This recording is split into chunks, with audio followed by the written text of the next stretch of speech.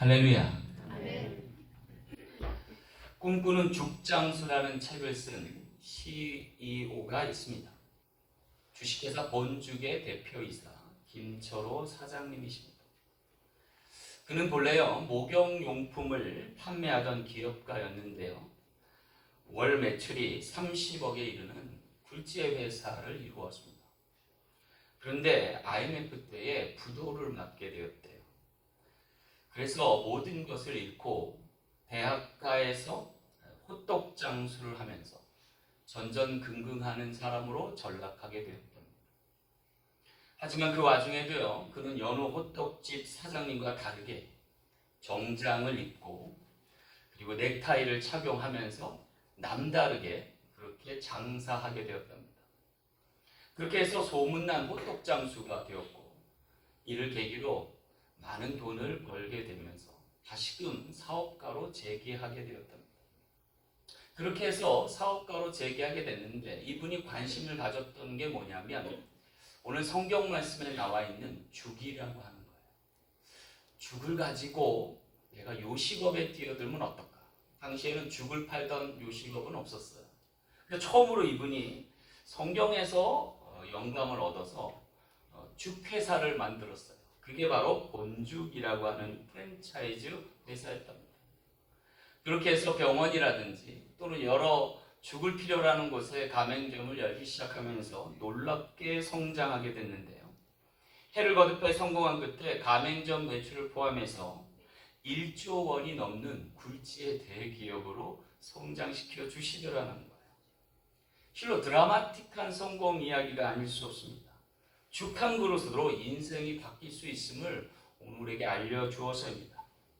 그런데 오히려 이 김철호 사장님이라는 분은 음식 장사로 돈 벌겠다는 생각이 앞서면 안 됩니다 라고 인터뷰하면서요, 오히려 음식을 통해서 행복과 가치를 줄 수 있었으면 좋겠다 라고 고백하면서 옛날 호떡 장수하면서 기름때 묻혀가며 헌금하던 때를 회상하더라는 거죠. 그러고 보면 예수께서도요, 이 소자 중 하나에게 냉수 한 그릇이라도 주는 자는 상을 잃지 않겠다라는 말씀을 하신 적이 있습니다. 그러고 보면 죽 한 그릇이라도 남에게 대접하기를 힘쓰면 하나님의 놀라운 축복의 주인공 될 줄 믿습니다. 오늘 본문 말씀에 죽 한 그릇을 대접하고 장자의 명분을 얻고 축복을 얻게 된 야곱이라고 하는 사람을 이야기하고 있습니다. 그가 축복의 사람, 축복의 대명사 된 것은 결코 우연만은 아니라는 생각을 해봐요. 그렇다면 하나님께서는 왜 팥죽 한 그릇이라도 그것을 팔아 장자의 명분을 얻게 하고 축복하시게 했을까? 오늘 말씀을 통해서 귀한 깨달음 얻는 저여러분 되시길 간절히 소망합니다. 첫 번째 이유는요, 연약한 집체도 축복하시는 하나님이시기 때문입니다. 오늘 27절 말씀 후반부 볼게요. 에서는 익숙한 사냥꾼이었으므로 들사람이 되고 야곱은 조용한 사람이었으므로 장막에 거주하니 그랬어요. 여기 한날 한시 어머니 뱃속에서 태어난 쌍둥이인데도요, 달라도 너무 다른 형제들을 소개하고 있어요. 우리 교회도 쌍둥이가 새로 왔죠? 우리 현이하고 별이가 왔어요. 물론 이난석 쌍둥이라 달라요. 얘네가 쌍둥이인지 아닌지 모르겠어요. 그런데 일란성 쌍둥이인데도요, 에서하고 야곱이 굉장한 차이를 보였어요.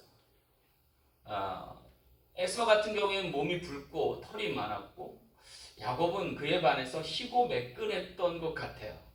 이란성 쌍둥이일지도 모른다는 생각을 얼핏 해봅니다. 문제는요, 그들의 성향, 성품도 완전히 달랐다는 거예요. 그래서 에서는 나중에 익숙한 사냥꾼이 되어 들사람으로 활동합니다. 반면에 야곱은 조용하여서 집안일을 돕습니다.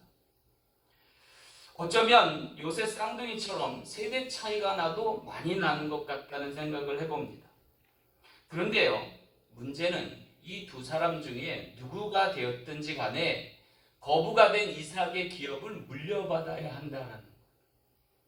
여러분, 과연 누가 거부가 된 이삭의 가업을 또는 기업을 물려받은 자로 적합해 보이시나요? 어쩌면 단연 모두가 에서를 손꼽았을 법하다는 생각이 들어요.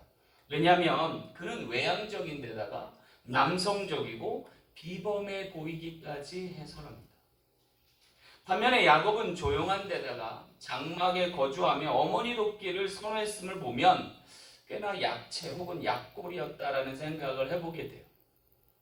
그런데 우리가 주목할 것은 하나님께서 그런 야곱을 축복하셔서 장자가 되게 하고 장자의 명분과 함께 축복을 받게 하셨다는 거예요. 왜 그러셨을까?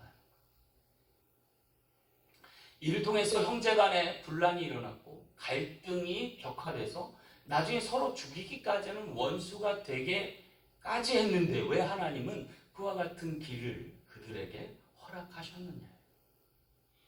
그것은 오늘 우리에게 더함없는 깨달음을 던져주시고자 함이 아닐까라는 생각. 다시 말해서 하나님의 축복은 모두에게 열려있을 수 있음을 알려주는, 비록 그가 약한 자라도 그가 모자란 자라도 하나님은 부모된 마음으로 그들 모두를 사랑하시기 위해서 오히려 약한 자를, 가난한 자를 더 돕고 돌보시는 하나님이 아닐까라는 생각이에요. 비록 그가 약하나 강함되시는 하나님이 계시기에, 그가 비록 가난하나 그를 풍성케 하시는 하나님이시기에 문제되지 않기 때문이 아닐까라는 생각 때문입니다. 그렇다면 과연 하나님은 이 연약한 이 야곱에게 어떠한 축복을 허락하셨을까? 제가 유추하건대 하나님 그의 조용한 성품을 그의 신중함으로 복내려 주신 것 같아요. 그리고 그로 하여금 점차 인내하는 사람이 되게 하신 것이 아닙니까? 장막에 거주하던 그에게는 오히려 깊은 영적 교제를 허락하셔서 말씀의 진리를 깨닫는 이로 세우셨다는 거죠. 그로 인하여 소망을 품고 사는 하나님의 사람 되게 하셨다. 그로 말미암아 20년의 타향 생활도 능히 견디게 하시고 그곳에서의 이민자의 서름도 극복하게 하신 것이 아닐까. 그가 축복을 위하여 달리는 게 아니라 오히려 축복하셔서 그로 하여금 세상을 이기게 하는 사람 되게 하심이 아닐까라는 생각인 거죠. 그로 하여금 그는 마음의 중심에 하나님을 모시고 살게 되었고 나중에는 하나님의 축복 없이는 못 사는 자가 돼요. 그래서 축복의 대명사가 되게 하신지 모른다는 생각. 그래서 우리가 깨달을 것이 하나 있어요. 하나님은 우리가 남달라서 축복하는 게 아니에요. 그의 축복하심이 남다르기 때문에 우리가 변합니다. 다시 말해서 축복은 어쩌면 우리가 남달라서 받을 것이 아니라 남다르신 하나님께서 우리에게 주실 것임을 잊지 않는 언약의 백성 되길 간절히 축원합니다. 우리의 작은 차이도 귀하게 보시고 각각의 다름을 아시되 다르게 역사하신 하나님, 그로 인해 얼마든지 축복을 누릴 수 있는 귀한 존재임을 우리에게 깨닫게 위해서 연약한 자도 축복하시고 부족한 이도 축복하시는 하나님을 깨닫고 오늘 우리의 있는 그대의 모습을 드리고 놀라운 하나님의 축복을 받아 누릴 수 있는 거룩한 지체 되시길 간절히 소망합니다. 두 번째 이유는요, 무지한 지체도 축복하시는 하나님이시기 때문입니다. 31절 말씀 볼게요. 야곱이 이르되 형의 장자의 명분을 오늘날 내게 팔라 그랬어요. 여러분 여기 야곱의 무지함이 드러나요. 왜냐하면 장자의 명분이 언제든 사고 파는 것으로 그렇게 인지하고 있기 때문입니다. 근데 더 큰 문제는 뭐냐면요, 그것을 형이란 자가 모르고 팔아 넘겼다는 거예요. 한마디로 말하면 둘 다 어리석은 형체들이라는 거예요. 왜냐하면 하나님이 주신 장자의 명분을 이렇게 한 사람은 소홀히 했고 한 사람은 그것을 빼앗으려 했기 때문입니다. 그러고 보면요, 인간 누구나 무지한 사람일 수밖에 없음을 오늘 우리에게 알려주는 거예요. 왜냐하면 자신의 하는 일을 자기가 모르기 때문에. 근데 예수님은요, 자기가 하는 일을 모르는 무지한 로마 병정도 용서하셨어요. 왜 그러셨을까요? 언젠가는 하나님의 백성이 될 줄 몰라서요. 이 무지한 두 형제를 놀랍게도 하나님은 축복하셨어요. 왜요?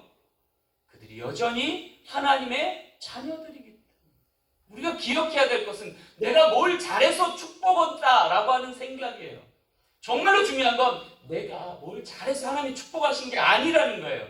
내가 하나님의 자녀이기 때문에 축복하시는 거고, 내가 하나님의 백성이기 때문에 축복하시는 이가 하나님이시라는 사실이에요. 그것을 깨닫게 하는 거죠. 무지한 이들 가운데서도 하나님 개입하셔서 축복하셨다는 거예요. 그렇다면 도대체 장자의 명분이 뭐길래 이 두 형제가 이렇게 갈등하는 걸까요? 여러분, 고대 이스라엘 상속법을 보면 장자의 몫이 규명되어 있어요. 근데 그 몫이 얼마나 되냐면 3분의 2예요. 그러니까 장자가 받을 명분은 뭐예요? 3분의 2예요. 아버지 재산. 근데 여러분, 거부가 된 이삭의 재산이 3분의 2면 엄청난 거잖아요. 그죠? 그러니까 이렇게 치열하게 어렸을 때부터 다툰 것이 아닐까 생각해요. 그런데 여러분, 여기 에서가 왜 장자의 명분을 이렇게 소홀히 여겼을까? 제가 유추해 보건데 아들이 둘밖에 없어서 그래요. 여러분, 아들이 둘이 있으면 하나가 3분의 2 받으면 나머지 하나는 얼마 받아요? 3분의 1 받아요. 그것도 적지 않은 거죠. 그러니까 에서가 아직 개념이 좀 없긴 하지만 그래도 그게 편차가 별로 안 되니까 소홀히 했던 것이 아닐까라는 생각을 해보게 돼요. 근데 여러분, 반대로 야곱처럼 아들이 12이 있으면 어떻게 돼요? 얘기는 달라지는 거예요, 여러분. 아들이 12이 있으면 3분의 2니까 12 중에 8을 누가 가져가는 거예요? 장자가 가져가는 거예요. 그럼 나머지 4 갖고 11명이 싸워야 돼요. 얘기가 완전히 달라지죠. 그래서일까요? 요셉이 야곱의 상속자로 자인돼서 채색옷을 입고 나타났을 때 형들이 어떤 반응을 보였어요? 야, 저거 우리 감독하러 왔네. 쟤만 없어지면 우리의 몫이 늘어날 거야. 엄청나게. 야, 이참에 파묻어 버리자. 아니야, 팔아버려서 아예 영원히 우리 앞에 나타나지 않게 하자. 그런 모의를 했던 이유가 다 장자의 명분 때문이라는 거예요.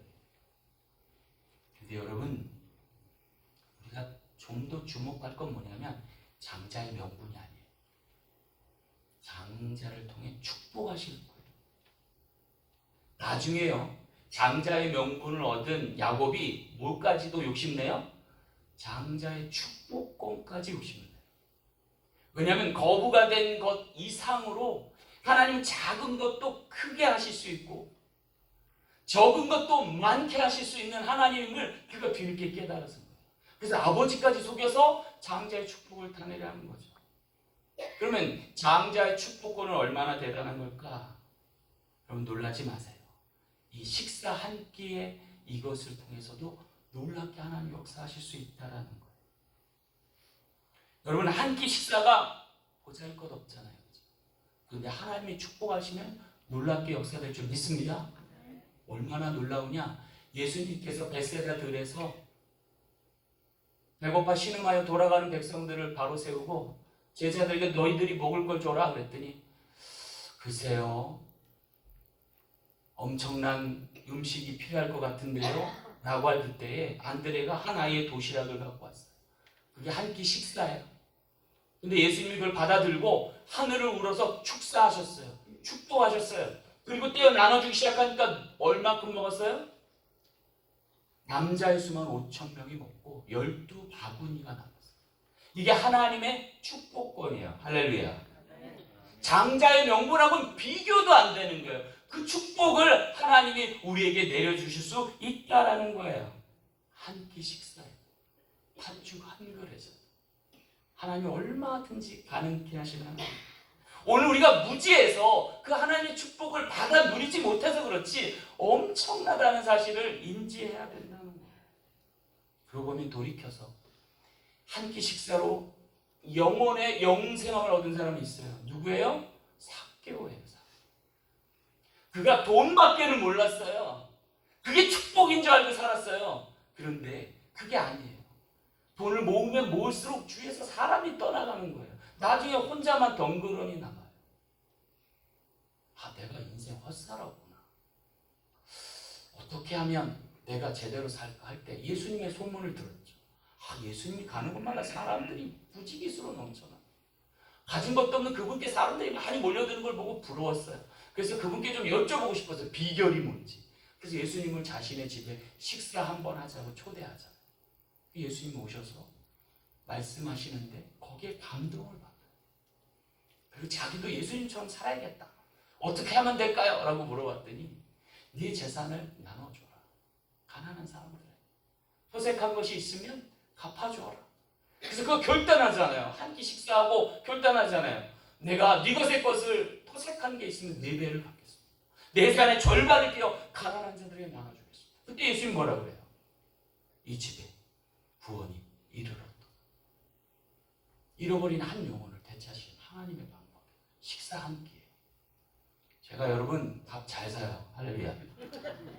어떤 분은 목사님이 무슨 돈이 있다고 맨날 밥을 사냐고. 제가 아무나 밥 사지 않고 아무 때나 사지 않아요. 교회를 위해 헌신하시는 모습을 보면 감동이 되고 너무 고마워서 제가 밥을 사요. 심지어 우리 교회가 다 망해갈 때 우리 교회 살린 두 분이 있어요. 누구라고 말씀 안 드리는데 그분께는 제가 평생 식사권을 드렸어요. 그분들하고 내가 밥 먹을 때 내가 냅니다. 그런 분들이 늘어가길 간절히 소망합니다. 밥 한 끼로요 인생 바뀔 수 있어요. 주머니 탈탈 털어서라도 누군가에게 한 끼 식사 대접하는 거 기쁨으로 여겨야 돼요. 알아요 또 그분이 내 생명줄일지 모르는 거잖아요. 우리가 무지해서 깨닫지 못하잖아요. 그런데 한 끼 식사 나누는 거 식구 되는 거예요. 그래서 우리 교회가 잘 먹는지 몰라요. 우리 애틀란타에서 제일 잘 먹는다고 자부할 수 있어요. 왜 그래요? 우리가 다 식구이기 때문에. 여러분 팥죽 한 그릇에도 하나님은 얼마나 놀랍게 역사할 수 있는지 오늘 우리에게 보여주는 거예요. 한 끼 식사가 얼마나 중요한지. 근데 그보다 더 중요한 게 있어요. 그건 뭐냐면 영의 양식. 영의 양식. 이 한 시간의 예배. 하나님이 30분의 말씀을 허락하셨어요. 이 말씀을 한 주간의 양식으로 얻어가는. 그런데 여러분 이 말씀을 듣고 믿음을 얻으면 하나님 거기에 역사하셔서 씨 뿌려 결실하게 하시면 놀라운 역사가 있게 될 줄 믿습니다. 우리 사랑 장로교회 모두가 하나님의 영의 양식을 먹고 그것으로 믿음을 얻어서 승리의 인생의 밧줄을 내릴 수 있는 우리 모든 지체 되시길 간절히 소망합니다. 개인과 교회만 해당되는 일은 아닐 거예요. 어쩌면 나라와 국가도 마찬가지라는 생각이 들어요. 여러분 지금 트럼프 대통령이 파나마 운하의 그 판권을 되찾아왔죠. 그리고 지금 그린란드도 사겠다라고 막 얘기를 해요. 제가 왜 저러시나 그런 생각을 해봤어요. 그런데 여기 놀라운 이유가 좀 있더라고요. 파나마 운하가 중국의 손에 넘어가면 미국의 이 동서가 막히는 거죠. 이 해로를 넘겨줄 수 없었어요. 그나마 감사했던 건 뭐냐면 이 파나마 운하를 판 나라가 누구예요? 이 건설한 나라가 누구예요? 미국이에요. 그걸 파나마 나라에 줬던 것을 되찾아온 거예요. 중요한 요충입니다. 그러면서 북극 항로가 열리는 지금 그린란드를 사겠다라고 한 거예요. 그죠? 그래서 미국은 좀 신사적이에요. 가서 군사를 보내서 무력으로 뺏어도 되는데 그렇게 안 하고 거기에 판권을 갖고 있는 나라에게 값을 지불해서 얻고자 한다. 하나님의 방법을 아는 나라예요, 미국이. 그런데 비슷한 경우가 하나 있었어요. 옛날 제정 러시아로부터 알라스카라고 하는 땅을 이렇게 구입한 적이 있어요. 당시에 값이 720만 달러예요. 빼게라고 하실지 모르겠는데 그 당시에 이 720만 달러는 엄청 큰 돈이었던 모양이에요.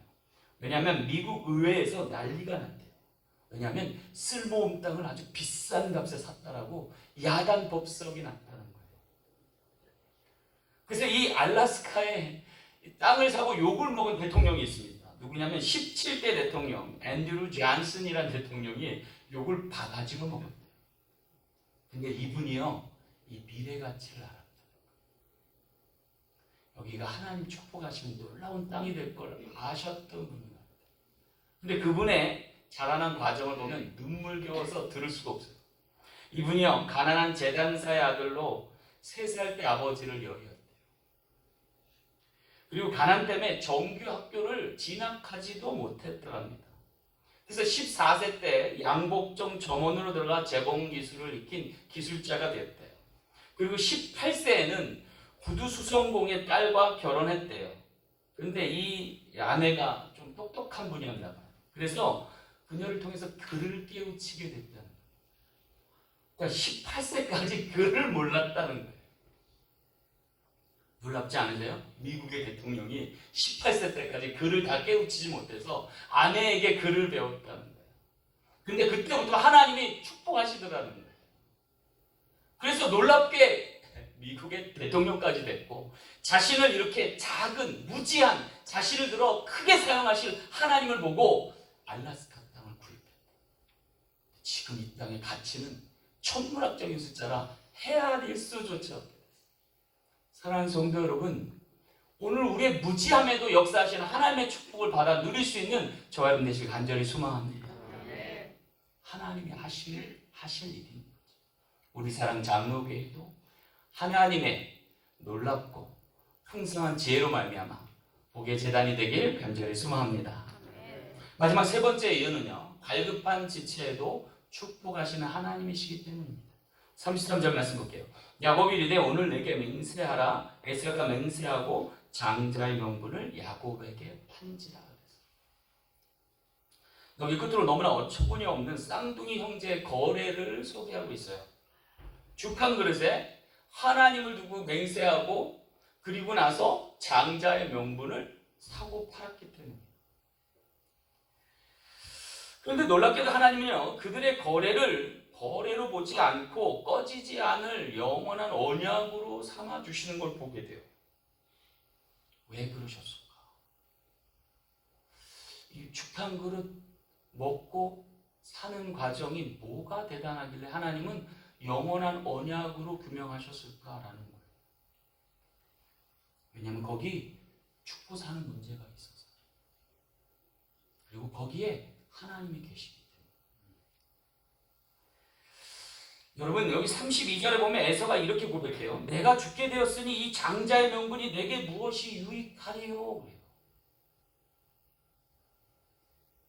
장자의 명분을 가볍게 여긴 에서의 모습을 나타내고 있어요. 여러분, 얼마나 배가 고팠으면 이렇게 했을까요? 그죠? 아마 들에서 뛰어다니고 식사를 못하고서 사냥하다가 허기진 배를 안고 집에 도착해서 뭐 먹을 거 없나 이렇게 찾는데 그때 붉은 죽을 쓰고 있던 야곱의 죽이 눈에 들어왔을 거예요. 그죠? 저거 먹으면 살겠다 싶어가지고 먹으려고 하니까 형 잠깐, 그냥은 안 되지. 여기도 값이 있는데.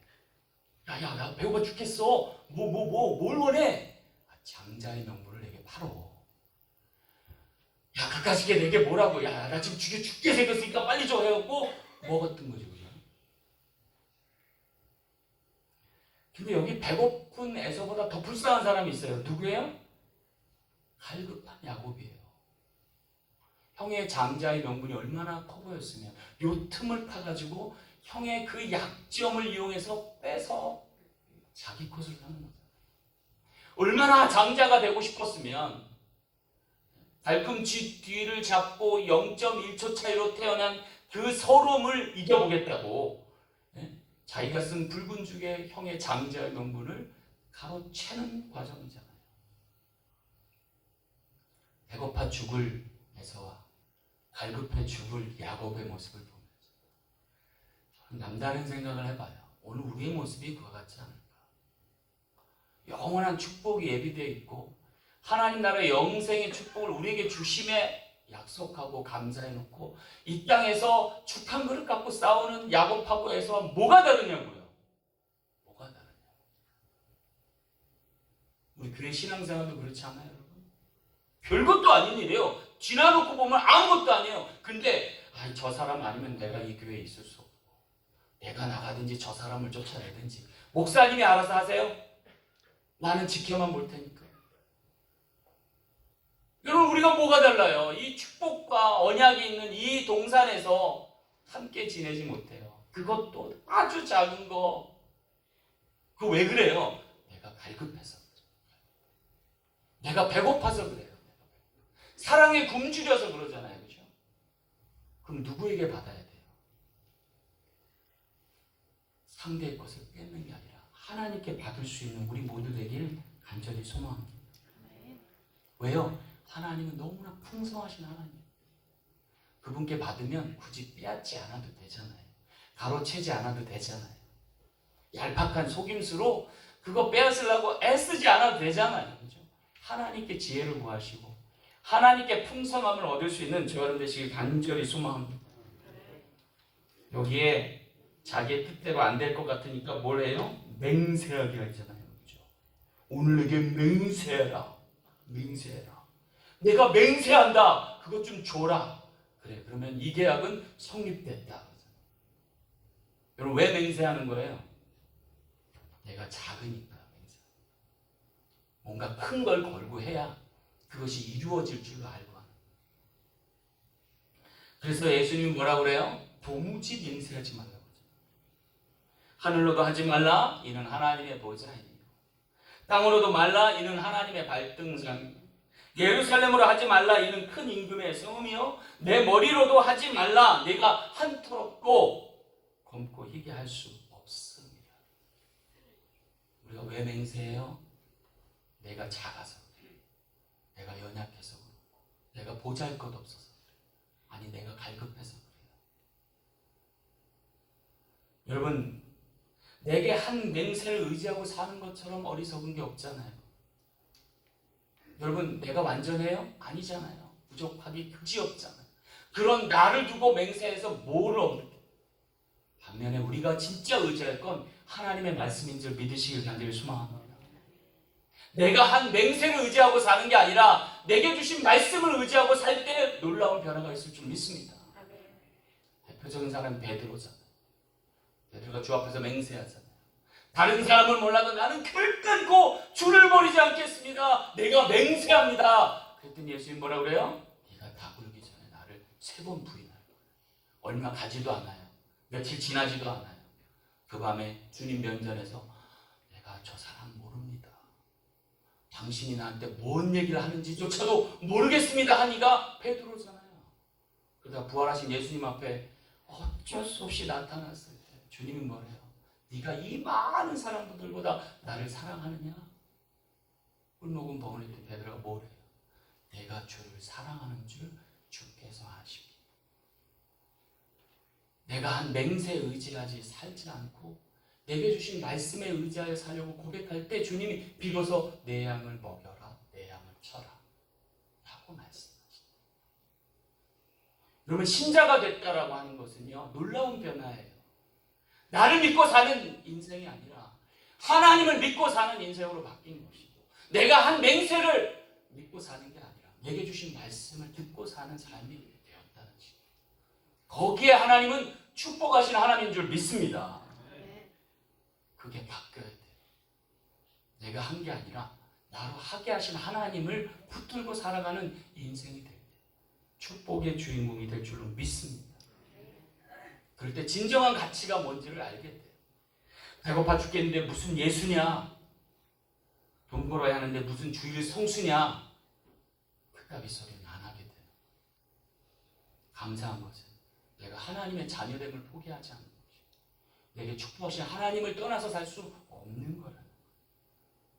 야곱이 비록 20년 타양 생활을 통해서 가까스로 얻은 깨달음이지만 하나님은 여전히 그의 아버지 되신다. 형자가 모든 것을 잃고 품꾼의 하나로 전락하여 돌아왔을 때 아버지는 말없이 그를 허그해 주셨어. 품꾼의 하나로 나를 쓰소서 할 때 아니다 너는 내 아들. 가락지와 그리고 신을 신겨주고 그리고 살찐 송아지를 잡아서 풍성한 잔치를 해주시는 하나님. 오늘 우리가 이 땅에서 깨닫고 저 천국에 이르렀을 때 하나님이 우리에게 대접하실 일이고 그를 영접할 때 우리에게 나눌 축복이 있음을 기억할 수 있는 저와 여러분 되시길 간절히 소망합니다.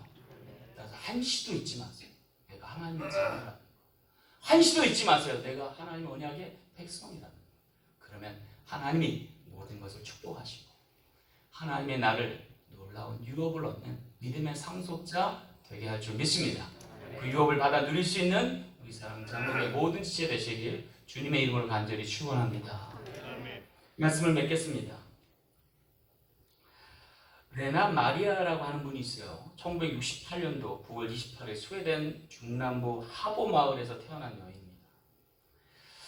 출생 당시 그녀의 몸무게가 2.4kg에 불과했대요. 왜냐하면 태어나자마자 두 팔이 없고 한쪽 다리마저 짧게 태어났기 때문이에요.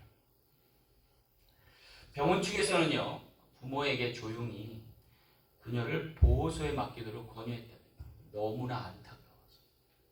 하지만 그녀의 아버지는 단호히 거절했다고 합니다.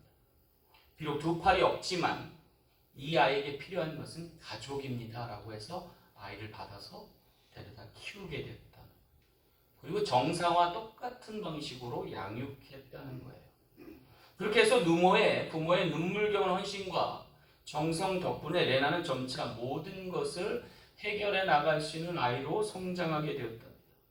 그렇게 해서 한쪽 다리로 똑바로 걷는데 3년이 걸렸답니다. 그리고 옷을 스스로 입기까지는 12년이 걸렸다고 해요. 그리고 양손 대신 왼팔로 펜을 잡고 글을 쓸 수 있게 됐고, 나중에는 발가락으로 뜨개질도 할 수 있게 되었답니다. 십자수와 요리도, 피아노 연주와 자동차 운전까지도 정상이가 똑같이 해내게 되었다는 거예요. 그리고 마침내 3살부터 시작했던 수영이 15년 뒤에는 지체장애자 국가대표 선수에 이르기까지 되었다. 그렇게 해서 그는 스웨덴 수영 국가대표, 세계 장애인 올림픽 선수권 대회에서 4개의 금메달을 획득하는 놀라운 쾌거를 이루게 되었다. 근데 거기서 멈추지 않았어요. 나중에 그가 스톡홀름 음악대학 졸업한 후에 성가대 지휘자로, 가스펠 싱어로, 그리고 도쿄 필하모니 오케스트라와 협연하는 그러한 음악가로 인생을 살았고, 가수 겸 작곡자로 15년간 9장의 앨범을 출시하게 되었답니다. 그리고 전 세계에 걸쳐 베스트셀러 작가로 활동하게 됩니다. 여러분, 서양 격언에 그런 말이 있대요. 제일 가르치기 어려운 수학 문제는 우리가 받은 축복을 세어보는 것이랍니다. 여러분, 우리 모두는 이미 하나님의 축복을 넘치게 받은 사람인 줄 믿습니다. 우리가 헤아릴 줄 모르고 감사할 줄 몰라서 잊은 듯하지만 하나님 우리를 통해서 역사하실 일들을 기억하면서 우리의 남은 인생도 주관하셔서 영생의 축복을 누릴 수 있는 하나님의 자녀되게 한 줄 믿습니다. 오늘 이 시간부터 하나님이 주신 믿음의 분복을 세워서 하나님의 축복 안에 거할 수 있는 우리 모든지 제되시길 간절히 축원합니다. 기도하겠습니다. 참으시 오신 아버지 하나님, 받은 복을 헤아릴 줄 알고 그 축복에 감사할 줄 알고 하나님의 역사하심을 기대하면서 기도하며 기다리며 저 천국에 이룰 수 있는 믿음의 지체 되게 하여 주셔서 하나님의 축복하심이 우리 인생을 정말 놀랍게 변화시킬 수 있음을 고백하며 증거되는 거룩한 지체로 살게 도와 주옵소서. 한 주간도 주신 말씀으로 승리케 하심을 믿고 감사드릴 때 거룩하신 예수님 이름으로 간절히 축복하며 기도하옵나이다. 아멘.